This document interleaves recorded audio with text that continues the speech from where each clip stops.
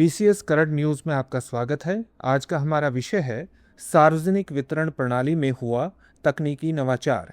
सबसे पहले जानेंगे कि ये टॉपिक चर्चा में क्यों है, फिर देखेंगे डिपो दर्पण, अन्न मित्र और अन्न सहायता ऐप, फिर जानेंगे खाद्य सुरक्षा के बारे में, सार्वजनिक वितरण प्रणाली के बारे में और अंत में होगा एक अभ्यास प्रश्न। तो चलिए सबसे पहले देखते हैं कि ये पूरा विषय चर्चा में क्यों है। हाल ही में केंद्रीय उपभोक्ता मामले और खाद्य एवं सार्वजनिक वितरण मंत्री ने नई दिल्ली में डिपो दर्पण, अन्न मित्र और अन्न सहायता ऐप लॉन्च किए हैं। इसका उद्देश्य देश की खाद्य सुरक्षा प्रणाली को डिजिटल नवाचार के माध्यम से और अधिक पारदर्शी, उत्तरदायी एवं प्रभावी बनाना है।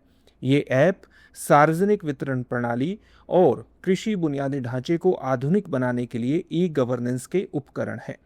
चलिए अब जानते हैं डिपो दर्पण, अन्न मित्र और अन्न सहायता ऐप के बारे में। डिपो दर्पण मोबाइल ऐप जो गोदामों के प्रदर्शन को कहीं से भी ट्रैक करने की सुविधा देता है, जिसमें स्मार्ट वेयर हाउसिंग, सीसीटीवी और इंटरनेट ऑफ थिंग्स सेंसर शामिल है। अन्न सहायता वॉइस और मैसेज शिकायत प्लेटफॉर्म जो नागरिकों को अपनी स्थानीय भाषाओं में शिकायत दर्ज करने की अनुमति देता है। अन्न मित्र एफडीएस डीलरों, खाद्य निरीक्षकों व जिला अधिकारियों के लिए कमांड सेंटर, मासिक बिक्री व सरकारी अपडेट प्रदान करता है। आइए अब जानते हैं खाद्य सुरक्षा के बारे में। यह एक बहुआयामी अवधारणा है जो जीवन के लिए भोजन की आवश्यकता को पूरा करती है। इसके मुख्य 3 आयाम हैं।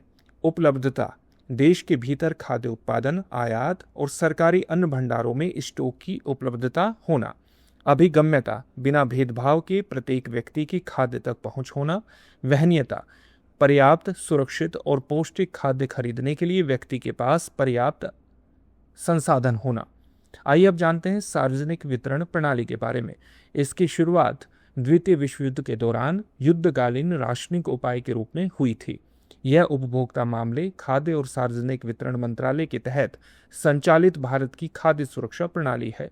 इसका उद्देश्य किफायती मूल्यों पर खाद्यान्न वितरण के माध्यम से खाद्यान्न की कमी का प्रबंध करना है। इसका संचालन केंद्र एवं राज्य सरकारों की संयुक्त जिम्मेदारी में होता है।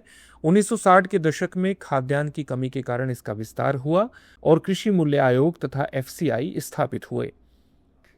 वहीं 1992 में संशोधित सार्वजनिक वितरण प्रणाली शुरू की गई, जिसका उद्देश्य दूरस्थ और दुर्गम क्षेत्रों में पहुंच बढ़ाना था।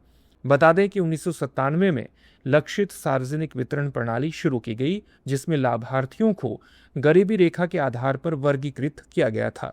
सितंबर 2013 में संसद ने राष्ट्रीय खाद्य सुरक्षा अधिनियम 2013 पारित किया, जिससे खाद्यान्न का अधिकार न्यायोचित अधिकार बन गया। चलिए आप देखते हैं आज के अभ्यास प्रश्न को।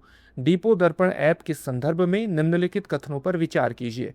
पहला कथन है, यह मोबाइल ऐप गोदामों के प्रदर्शन को कहीं से भी ट्रैक करने की सुविधा देता है। दूसरा कथन है, इसमें वॉइस और मैसेज के माध्यम से शिकायत दर्ज करने की सुविधा है। उपयुक्त में से कौन सा या से कथन सही है या है? पहला ऑप्शन है ऑप्शन ए केवल 1, ऑप्शन बी केवल 2, ऑप्शन सी 1 और 2 दोनों, ऑप्शन डी न तो 1 और न ही 2। इस प्रश्न का उत्तर आप हमें कमेंट बॉक्स में कमेंट करके जरूर दीजिए। धन्यवाद। डियर व्यूअर्स, अपने एग्जाम की तैयारी को और बेहतर करने के लिए हमारे चैनल को लाइक, शेयर और सब्सक्राइब करना न भूलें।